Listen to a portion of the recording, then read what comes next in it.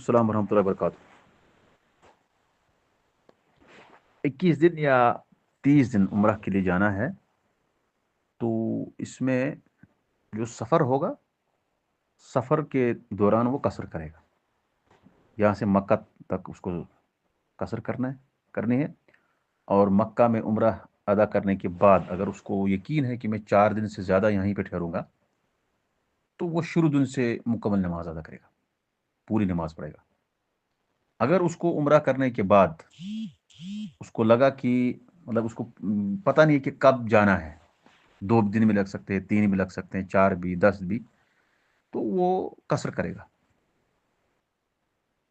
अब अगर उसको पूरा यकीन है कि नहीं, अभी जो ठहरना है मक्का में ही, मदीना अभी जाना नहीं है, तो वो शुरू दिन से मुकम्मल नमाज अदा करेगा।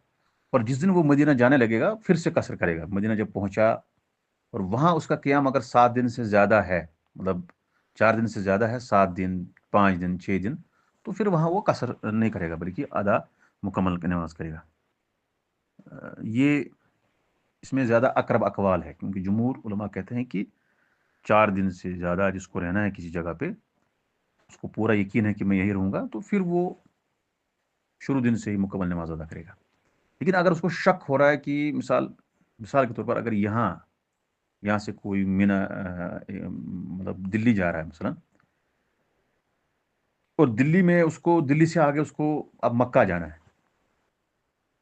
दिल्ली में जो है उसको पता नहीं कितने दिन ठहरना है, 2 दिन भी हो सकते हैं, 3 भी लग सकते हैं, 4 भी लग सकते हैं, उसको पूरा यकीन नहीं, तो उसमें उसको कसर करनी है, यानी जद्द भी सैर, अब उसको जो है कसर करना है। अब अगर इसमें अगर 20 दिन भी लगे, 1 महीने भी लगे, तब भी कसर करना है उसको, क्योंकि अभी उसको पूरा पता नहीं है कि मुझे कितने दिन ठहरना है। जब नबी वसल्लम हज के लिए गए तो वो मक्का में 3 दिन से ज्यादा नहीं ठहरे थे, तो इसलिए जमहूर उलमा ने इस पर कियास किया है कि 4 दिन कम अज कम जो है, अगर इकामत का पता है तो वहां से उसको फिर पूरी नमाज अदा करनी है।